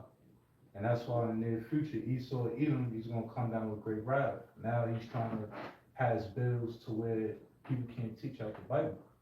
So it's going to be persecution of the prophets, of the men of the Lord. Some of us may be martyrs for Yahweh Shah's sake, but we're going to receive the crown of life for this ministry. That's the originally that if you were the army, the U.S. Army could gun down American citizens if they don't comply with the laws. You know, which the laws, what you're going to that our America is mandatory. It's going to be law. Yeah, but that's one of the last major prophecies we're waiting for. That's right. You know, that's how we know the end is going to be near when they bring out that. Well, we know the end is near, but I mean, like, when it's like really about to come to a close, when the R50 microchip becomes implemented. I have something, but I got it. Yeah. You're doing it. This is Baruch chapter 5, verse, I guess I start at 5. It says, "Arise, O Jerusalem, and stand on high, and look about the east, and look about toward the east." Right? And Jerusalem is a people before it's a place. So it's talking about the children of Israel, the so-called Negroes, Latinos, Native Americans. It says, "Stand on high, look about toward the east, and behold, thy children gathered from the west unto the east by the word of the Holy One, rejoicing in the remembrance of the Most High." Right? So, you know, like Scripture say, they shall fear the name of the Lord from the west. All right? Because you got the Israelites in captivity in the west, man, the West Hemisphere, which is America, man, the Americas, okay? And let me continue on, so verse 6, for they departed from You thee. look at the word, remember means to be brought back to the mind. Mhm. And, the way it was brought back to our mind is by the men that the Most High set up to teach us and open up their mind to receive the understanding. So, that's, read that part again. Right. It says, I just read it from again from the top. It says, Baruch 5:5, arise, O Jerusalem, and stand on high, and look about toward the east. Look about toward the east, because that's where Yahweh Shah is coming from. He's coming from the east, and he's making his way towards the west. And that's where the bulk of the deliverance is going to happen, here in the west, in America. Go ahead. And behold, thy children gathered from the west unto the east by the word of the Holy One. By the word of the Holy One. So that's us coming back to the knowledge of Yahweh and Yahweh Shah. That's when you read Zechariah, what is it, 3 and 9? Or is that Zephaniah 3 and 9? Yeah, Zephaniah 3 and 9. That then will I turn to the people of pure tongue, that they may all call upon me. So that's us being gathered by the word, and what's comprised of the word is the name. Go ahead. Right. It says, rejoicing in the remembrance of the Most High. And rejoicing in the remembrance. So the knowledge is being brought back to our mind. Right. It says, for they were departed from thee on foot, and were led away of their enemies. But the Most High bringeth them unto thee exalted with glory as the children of the kingdom. Right. So, our people, our forefathers were led away captive to this side of the world in bad conditions, on slave ships, shackled up, in the chain gang, in a lower state, and this is our hell, like the brother said, heaven and hell conditions played out on earth. Okay, so we was in hell, we still in hell, all right, but in the near future, when it's time for us to receive that salvation and for us to be set up in our rightful positions as rulers and judges over the face of the entire earth, all right, the Most High is going to exalt us, man, okay, and he's going to, we're going to be delivered in a glorious fashion, man, by the way of the chariots, man, so-called UFOs beaming up the brothers, all right, the elect men, all right, and the very few sisters out there, the elect children, okay, they're going to be beamed up with some chariots, then their body's going to be changed, right, they're going to receive, a new body, all right, incorruptible bodies, okay, and then, like Scripture said, the saints shall take the kingdom, man, that was it. I got time. It's Wisdom of Solomon, chapter 5, in that verse 1. Then shall the righteous man stand in great boldness before the face of such as have afflicted him. And that's happening now to us, teaching his knowledge of Yahweh and Yahweh. That's us standing in great boldness. And make no account of his labors. When they see it, they should be troubled with terrible fear, and should be amazed at the strangeness of his salvation, so far beyond all they look for. And it says the strangeness of their salvation. Now, Trump, elected President Trump, did a press conference about what's going on in the sky, the drones, the orbs. He said something strange is happening. And that's how we're gonna be delivered. Yeah. Through the chariots. But Trump said himself, something strange is happening. So he identified as something strange. But it's gonna be manifest to the world, our salvation, by Yahweh Shah coming to deliver the elect. That's it.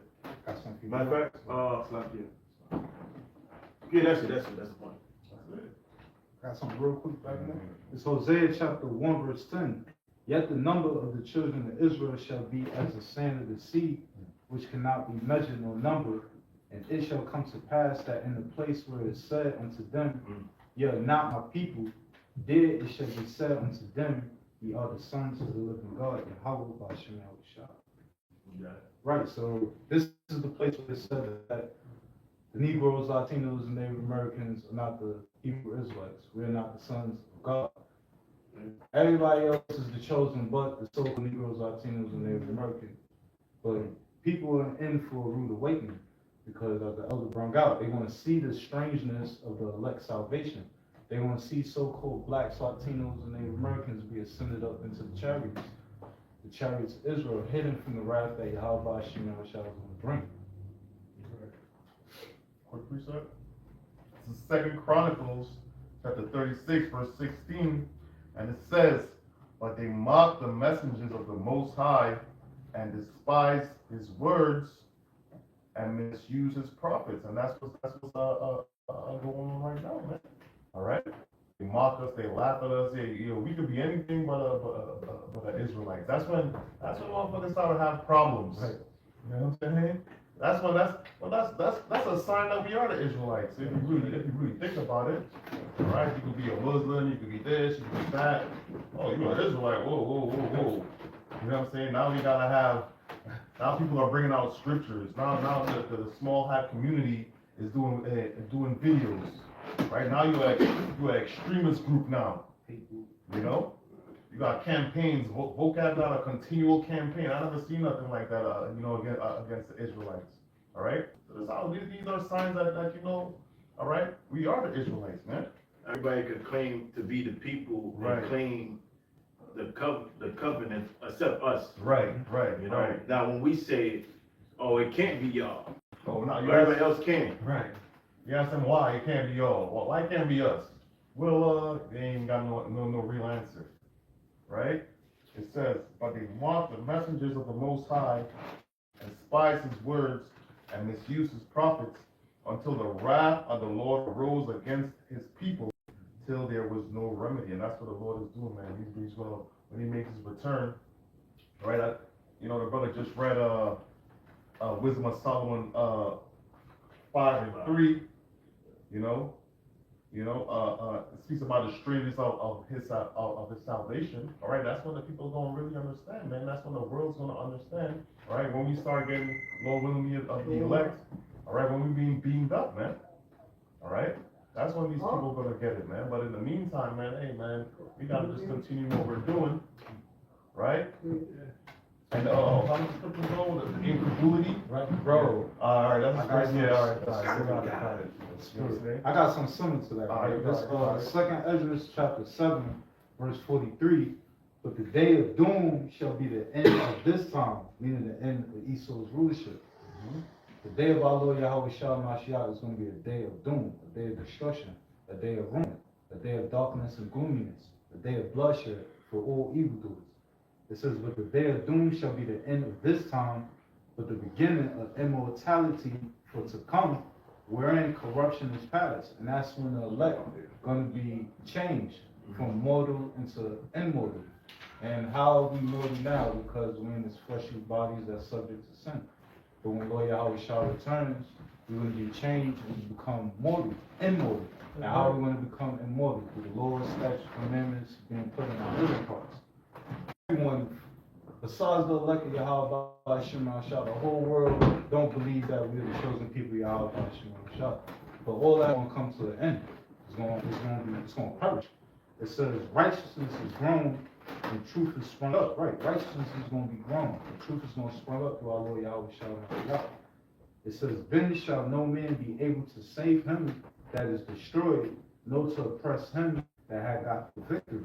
Right, so no man is going to be able to save anyone. Only Yahweh Shalom Mashiach is worthy to save. Right, and like Brother Green where it said they mocked the messengers of the Most High. That's part of the curses because, when they see us, they see stereotypes. Right. They don't see wise men. They see like somebody might have saw you out there. They don't see a prophet of Yahweh Shadi. Oh, that's Ray from the projects around the corner. Right, You know? That's that nigga over there. Huh? That's that nigga right there. Yeah. Not too long ago, you was out there, you know, selling drugs, and now look at you. You think you a man of the Lord now? Right. Yeah. You was just out there gangbanging and, you know, because we come from out of the world, man. Right. You know, these people don't understand that. So they see stereotypes when they see Jake, man. They don't never see Jake, you know, especially these other nations. They see Jake as just, you know, always doing some nigga shit, man. But you know what though? They see themselves as that too. That's right. That's why vocabulary alone, he don't want to accept that we are the true Israelites. Because the so-called white man Esau has brainwashed the country, has brainwashed the world into believing that Jake ain't nothing but savages. So they can't believe that we anything greater. They don't want to accept it. So we was talking about earlier with Most High, space and all of that. Esau can't help to accept, he don't want to believe, can't help to believe that everything in this universe that was created for us. Right. We can't believe that everything in the universe that was created boils down to a book. Really? It boils down to this book. That's what the scriptures say, what's that scripture where it says, the wisdom of this world is foolishness and Most High? No? The wisdom of this world is foolishness to the Most High. Let's get that. I got it. You got it? First Corinthians 3:19. Okay, this 1 Corinthians chapter 3, verse 19. For the wisdom of this world is foolishness with Yahweh, for it is written, He taketh the wise in their own craftiness. Try to start up another verse. Okay, I got you. This 1 Corinthians chapter 3, start verse 16. Know ye not that ye are the temple of Yahweh, and that the Spirit of Yahweh dwelleth in you? If any man defile the temple of Yahweh, him shall Yahweh destroy, for the temple of Yahweh is holy, which temple ye are. Let no man deceive himself. If any man among you seemeth to be wise in this world, let him become a fool, that he may be wise. See? So if any man considers himself wise in this world, let him become a fool that he may be wise. So being wise in this world is being wise in the wisdom of this world. Oh, I'm an astrophysicist. Oh, I'm a nuclear scientist. I'm a marine biologist. I'm this, I'm that. I'm a paleontologist. That's the wisdom of this world. So if any man thinks himself wise in this world, let him become a fool, but that he may be wise. I mean, let him unlearn all those worldly forms of wisdom and become a fool, so that he may be wise in the knowledge of me. How about you now, shot? Scripture, Bible, go ahead. It says, for the wisdom of this world is foolishness with Yahweh, for it is written, He taketh the wise in their own craftiness. So the wisdom of this world is foolishness with the Most High. So all of these scientists and all of these nuclear scientists and astrophysicists, that's how wisdom of the world is foolishness with the Most High, man. Oh, see, because you know math, and we can break this down, and that goes against the law of physics and the theory of relativity, and blah, blah, blah. All that's wise to this world, but that's nothing to you. How about you now, shot? Like I was telling y'all earlier, Esau says all the speed of light is 186,000 miles a second. It's like 600 something miles an hour. The speed of light can go around Earth 7.5 times in a second. But they even said the universe is expanding faster than that. They can't measure that. They can't measure that. They got this concept they call the fourth dimension. Human beings can't imagine that. Because we three-dimensional objects. We see length, height, width. Can you imagine something other than that? No, it's impossible. It's the third heaven. You can't imagine it. It's something that we can't see. Remember the apostle Paul into the third heaven? He was like he saw things that he couldn't utter. Right. He couldn't even think about it because his human mind couldn't fathom. His human mind couldn't fathom. Even they say, well, we can't really imagine to think of a fourth dimension because we are three-dimensional beings. It shows you all them decades of study and they still can't get it. Right. And them angels, that's how them angels move, man. The angels is among us right now. But we can't see them. We can't see them. So Esau got, so we're fools in that wisdom, but we're wise. We know, in this knowledge, we know all these things come up with the Most High. You know what I'm saying? I got one more. We gonna figure that out when we get to the kingdom. Actually, we gonna start knowing different things. Esau, see, we been to the moon, you can't even get past the Van Allen belt. When you go and you Google the Van Allen belt, when you go and you Google what kind of ship they use to get to the moon, and you look at the temperatures and which it can melt, and you look at the temperature of the Van Allen belt, it'll make sense. It's impossible. It's impossible. They say they went to the moon how many times, but I ain't never go back. Because they never went to begin with. You never went. If I said, let's say you were in junior high, right? Yo, they came out with the new Olympic 8s, the new Bugs Bunnies, man. And then the Bugs Bunny joint, remember those? And then they said, yo, homie, yo, I got them, my nigga. What? You got them? Yes, man, oh, yeah. But he never wear them. He said, I wore them to my cousin's birthday party the other day. But he never wear them to school. You gonna think he got them? Hell no. He ain't got them new black and red 13. That nigga lying. Because if he did, you would have seen it. So if they had went to the moon, they would have went back. Yeah, and so Esau, he's boastful, so he would have showed the technology. Exactly. Right. They said they lost it. They said the moon didn't got erased. You take over a baseball game, brother. You take over cousin Johnny throwing up at a pool party in '93. Right. You don't take over the so-called greatest feat to ever occur in human history. Right. You don't take over that, man. I still got tapes from the year 2000. I was recording cartoons on the TV, recording TV shows, man. Esau didn't do a damn thing. He's a damn liar, man. He's a damn liar. And he's always been lying. Remember that same amount of time of the so-called movement, that was around the same era of John F. Kennedy got assassinated. So there was a lot of American lies going on and conspiracies at that time. Esau was a damn devil, right? Yep. It says, and again, the Lord knoweth the thoughts of the wise, that they are vain. The most, we heard the part before that where they say, take up the wise their own craftiness. And he knows the thoughts of the wise that they are vain. It's all emptiness, it's all worthless. See, Esau, we got that one tells us about thing about the Webb telescope. See, the Webb telescope, we can see how far the Andromeda galaxy, we can see the distant planets and galaxies, blah, blah. Yeah, but you're never gonna go there. When you go there, you can go there as a slave. You can go there as a slave. The chariot is out there. Esau know the chariot is out there. They don't want this. It's in their pride. They don't want to admit that there's an entity greater than them. Right. They don't want to believe that. Esau saying there is no God, but there is a God. He live like me. You know. So the Most High know your thoughts, man. The Most High see y'all looking through the telescope. He know y'all looking for him. You're not looking for the angels. You ain't gonna see him, man. You're not gonna see the Most High. You know? Real quick. Proverbs 14:15. The simple believeth every word, but the prudent man looketh well to his going. Yeah, the simple believe every word. Yeah, we went to the moon, man. And they'll come with a bunch of different. See, we went through the Van Allen belt because of this and blah blah blah, this, that, and third. You saying that, but that don't mean you did it. If I say, listen, man, look, I could be the 20-year-old Mike Tyson. What you gotta do is use a jab. Use a jab, stay your toes, use a jab.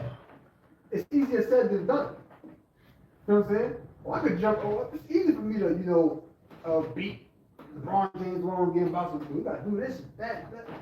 It's easier said than done. You could say that that's what they did, but that don't mean they actually did it. That don't mean they actually got the technology to do it. Esau didn't do nothing, man. Esau didn't do nothing. The Russians launched Sputnik first. The Russians sent an ape in space before y'all did. I'm like, man, the Russians on our ass. That was during the space race. The Russians on our ass. What we do? We gonna lie and say we went to the moon. That's what we gonna do. We gonna lie and say we went to the moon. Everybody said like it's We gonna lie and say we went to the moon. That's probably how it went down, too. That's how it went down. That's like how it went down. There's even a documentary on YouTube called A Funny Thing Happened on the Way to the Moon. You know what I'm saying? We're gonna lie and say we went to the moon, man. God. Yeah. Right. Even now, I think 56% of Russians don't even believe it was real. It wasn't real, man. As boastful as Esau is, trust me, they would have had billionaires going to the moon. They would have had a little resort up there for billionaires. Right. They had homos up there, the first homo in space. You know what I'm saying? I'm telling you, they've been up there showing off. And guess what? Why do other countries? For real, they've been up there showing off. They went on space and they would have people being able to see them in telescopes. Come to NASA and you can look at them in telescopes. Right? They've been doing all of that. Why no other nation went? Y'all went in the 60s, but nobody can go 50-some years later with advanced technology. To confirm something, because, you know, they The Most High got you trapped on Earth, man. You can only get so far in space and you trapped on Earth. That's it. You only gonna get to somewhere else in chains. Yeah, they so-called went to the moon, but their first rocket that they launched into outer space exploded. Yeah. But you gonna go and see humans out there. Right. All right, y'all, we humans. And then they was on space just jumping around. And then on the moon started jumping around. I'll be scared as hell. I'll be scared to fall off. I'm not just running around jumping. Listen, when I'm on a roof of a building that's like 8 stories high, I ain't trying to get too close to that edge, man. Right. I don't give a damn if I got a harness on. I don't care. So they think if I'm on the moon, I'm going to risk jumping up and down. You might get pulled into the depths of space.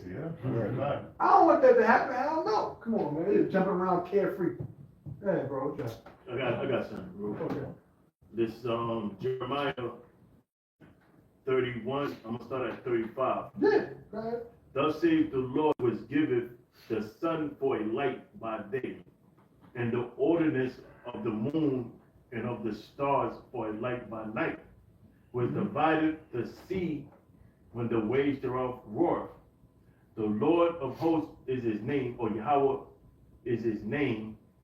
If those ordinances depart from before me, save the Lord Yahweh, then the seed of Israel also shall cease from being a nation before me forever. So Esau could stop the roll of the moon, the roll of the sun, of all the different things in nature that Yahweh Bashim Shai created.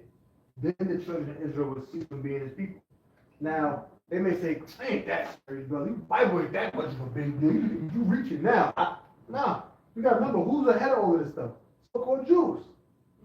So-called Jews. You think that they don't know what's in the scriptures? Of course they know what's in the scriptures. They're trying to figure it out. They're trying to find a way to find out the secrets of the universe, the secret of nature. Like I remember the other time Black Boss said years ago, he said the Most High gave Esau an impossible task. That's an impossible task. You're never going to be able to stop the sun from shining. You're never going to, no matter how much gas you try to put in the air to stop the sun from shining, because you know you got a bunch of Edomites in Europe getting, in general, getting skin cancer. You're not going to stop it. It's no matter what you do, Esau, you can't stop it. They're trying to come up with new philosophy. Well, actually, it was a big bang that really started everything. But what started that? What started that? Right. Oh, that's what Esau do. And then when you ask him that, he'll come up with another excuse. That's what these devils do, man. Esau is trying to find out all the secrets of the universe because the Most High is giving him an impossible task. They're going to go and break down they could break down the anatomy of an ant. They could break down the.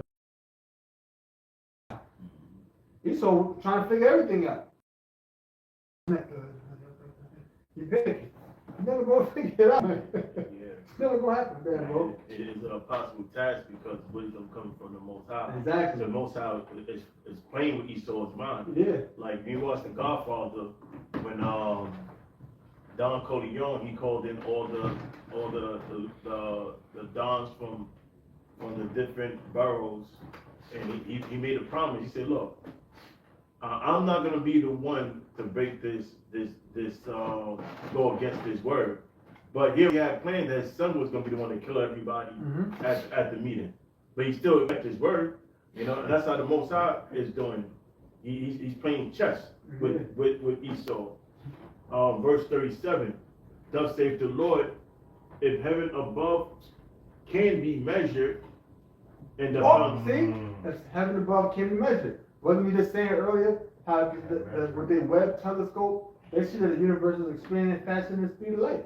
So how you gonna expand something how you gonna expand something that's moving faster than what you could comprehend? Because when you look up like astrophysics and all of that, they see that you got speed limits when you're driving on the road.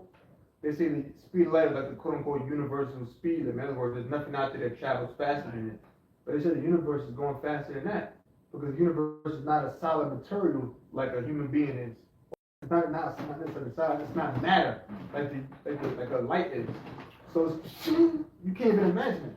186,000 miles a second, something Like, faster than like the that. snap of a finger. It's faster than Less than that. a snap of the That's finger. not, you know what I'm saying? Yeah. You can't even imagine that because remember, it can go around the earth 7.5 times in a second. Who's snapping their fingers 7.5 times in a second? You can't do that. By the time it gets to 2 or 3, it's a second right there. You can go on YouTube. Multiple right? universes. Like, Huh? by the time you finish snapping your finger, Exactly. multiple universes already If you been. if you type in on Google, type in YouTube and type in how fast is the speed of light, it'll be a video that'll pop up. It'll show you how fast it is. It'll be like, and that'll be it. It'll be like it'll show you a starting point. Like it'll have like the Statue of Liberty, and then it go, and then the Statue of Liberty again. It's super fast, man. You saw that right? It's too fast. You can't measure it. You cannot measure it, man. We don't know what kind of stuff is in other worlds, other planets and galaxies. We don't know. Most times already have creatures over there. Oh, yeah.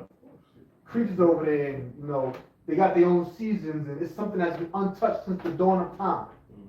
And we get things like, oh, yeah.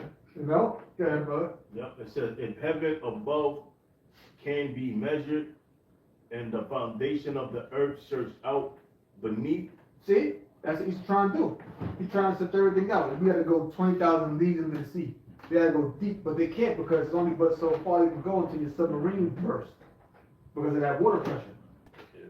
So you go but so deep. You got you got levels of water, depths of water that's so deep, the sunlight can't even get to it, and it's pitch black. The Most High got creatures down there that got its own light. Oh, well, those creatures just evolved that way. No, the Most High created them. You got them chariots that Yep. go in on the waters. Yeah. You got them chambers in the waters. Yeah. I'm saying you go deep underwater. You got geysers under there where water's shooting up. Geysers under there. Volcanoes deep under there. You know, you probably got certain areas. You ever seen like them old, like a cartoon or a movie where they go so deep underwater and they go into like a cave and it's like a whole world under there? Nah, yeah, they have those. You got something like that, man. Yeah. You know what I'm saying? And when you go deep into the cave, the water don't go that far no more. And you can like stand up in there. Like air pocket, like a huge Yeah. air I pocket. remember when I was a little kid, I watched an episode of Johnny Quest and I saw something like that. I never forgot that. I never forgot that. I'm like, yo, man, it's really hot. There's a movie called Journey to the Center of the Earth.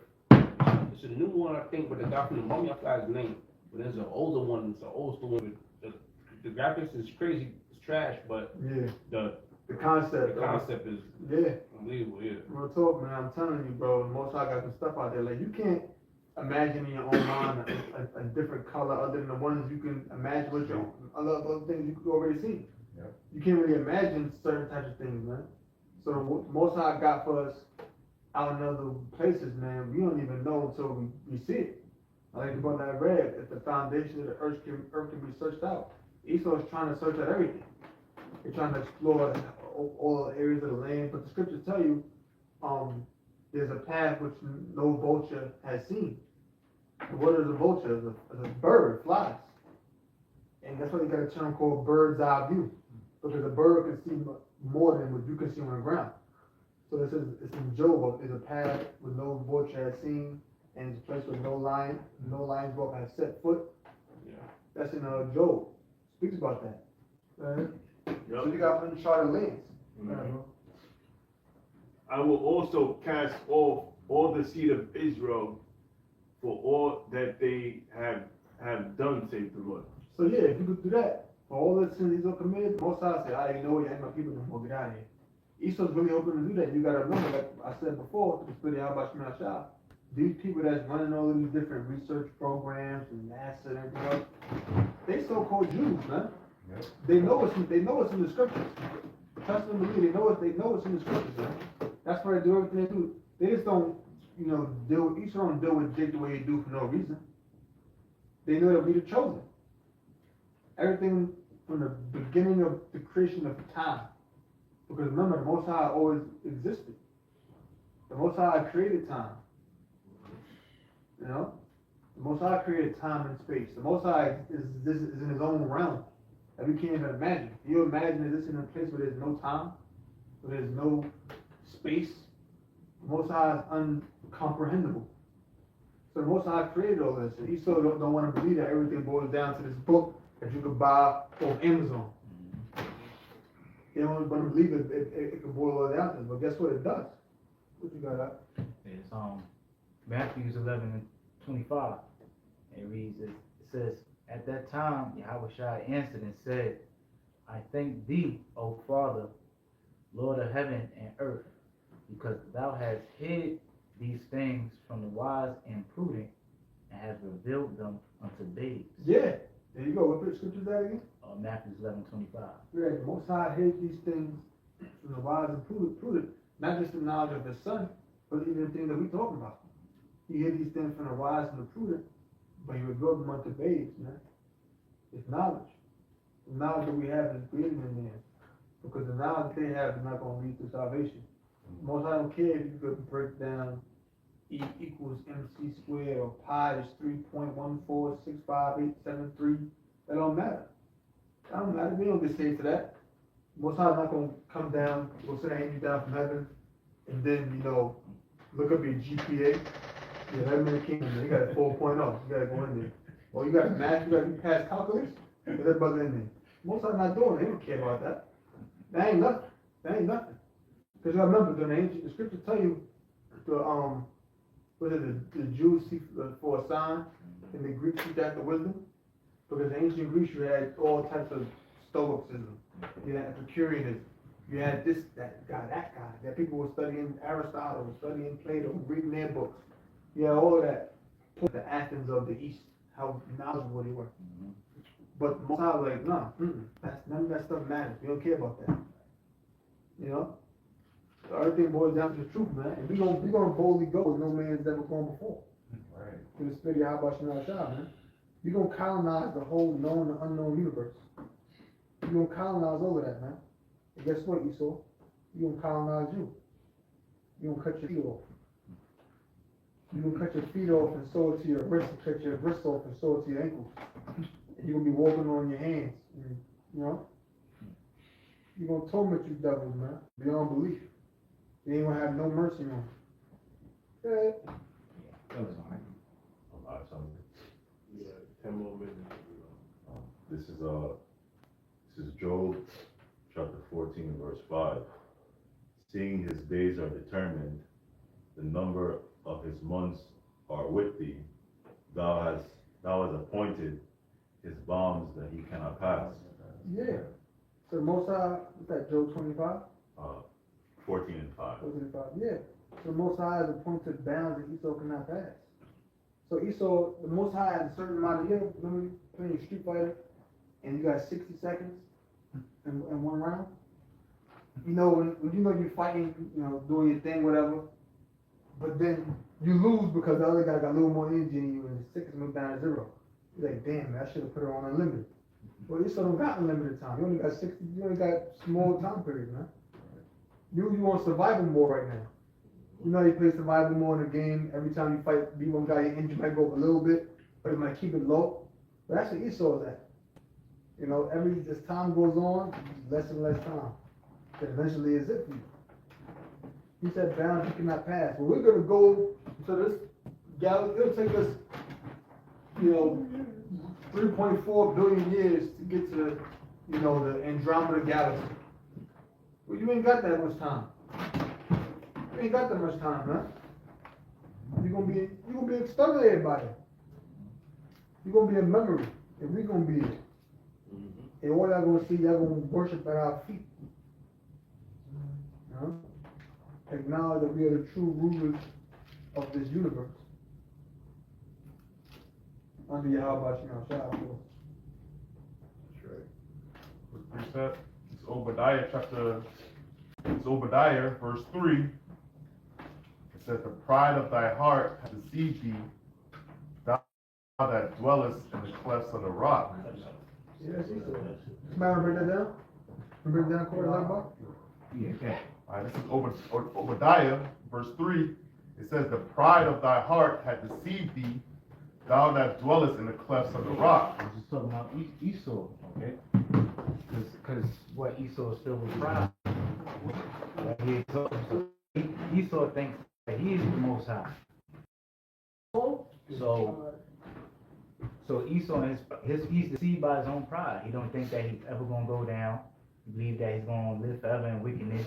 He believe that he's gonna always continue to change the laws of the Most High. All right. What the scripture says his places, his generation. You think that his generation is gonna go on forever? Okay. That's why Esau always making plans for what he's gonna do in 2050, gonna have an elevator to Mars, or a train, what they talking about, a train line from United Kingdom Yeah, New York, to New York. Yeah, I see that. You know? Get you there in an hour. Yeah, to get you there in an hour. That's all through his pride. You know? Because he don't ever think he's gonna go down. I got a first precept. This 1 Corinthians 8:1. Now, as touching things offered unto idols, we know that we all have knowledge. Knowledge puffeth up, but charity edifies. Point with knowledge puffeth up. That's it. Yeah, It says, yeah, but whose habitation is high, that say in his heart, who shall bring me down to the ground? Yeah. And that's Esau, whose habitation is high, and he said to his heart, who shall bring me down to the ground? And look at Esau. Esau, look at all his habitation. He came from the caves. All right. And look, he's dwelling in these skyscrapers, the penthouses, and you know his pride is lifted up. He think he on top of the world. You know. So, and that's what he said. Who shall bring me down to the ground? Because he believes that he cannot be taken down. That's why he go around the world, you know, thinking he can do whatever he wants to any nation. Okay, and not going to suffer any consequences. Okay. It says, though thou exalt thyself as the eagle, and though thou set thy nest amongst the stars, then so I bring thee down, saith the Lord. Yeah, and Esau did that. All right. And he set his nest amongst the stars. And ultimately, Israel, he's sitting upon the Lord's people. All right. But Esau, he went inside of, space, set satellites up there. Okay. The Most High gave him that technology. For what? In this age of technology and age of information that Esau has, this is also going to lead to his demise. All right. This is all signs of his downgoing, because he has reached his height. All right. The Most High gave him a level of worldly wisdom that he has reached his height, and I'm going to go down. That was it. yeah. So you damn doubles, man. You never gonna get to the third heaven. What you crackers call the fourth dimension. No. You gonna go to slavery. We're gonna rip you in pieces, man. We can't wait. You know? I got one more. You close it down. Yeah, this is Psalms chapter 49. First up, it's Verse 49. 49. I'll bring it out. Yeah, you got it, bro. I have that. This Psalm chapter 49, verse 11. The inward thought is that their houses shall continue forever, and their dwelling places to all generations. They call their lands after their own names. And Esau, he thinks that America is gonna go on forever. That is gonna get more gayer, by the generation, more wicked by the generation, and they think they're just gonna live peaceful in wickedness, man. Yeah. Yeah. Right, that's a good point. They're gonna live peaceful and wickedness. Yeah. Right. But they got something else coming, man. Destruction, and that's why we seeing everything that's happening, man. You see the chariot sightings left and right. Yeah. They just a month ago, I believe, they had a whole Congress meeting about the UFOs, because they see like this is becoming a threat. They don't know that, look, this is the signs of your downfall. The chariots of the Lord, the angels of the Lord is making themselves known, letting you know, look, man, your society is about to go down. So all the plans that you have for the future it's not gonna come to pass, all right? What you gonna do in the year 2100, 2200, okay? Oh yeah, we're gonna colonize Mars and this and that. You gotta get those plans out of your head, man. Yeah.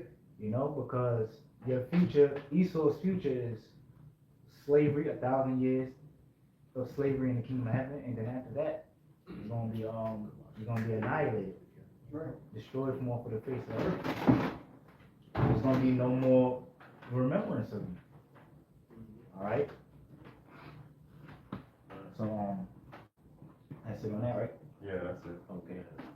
So you know, with that, we're gonna close it out. We wanna give all praises to Yahweh, we're gonna say shalom to the elect. Shalom. Shalom.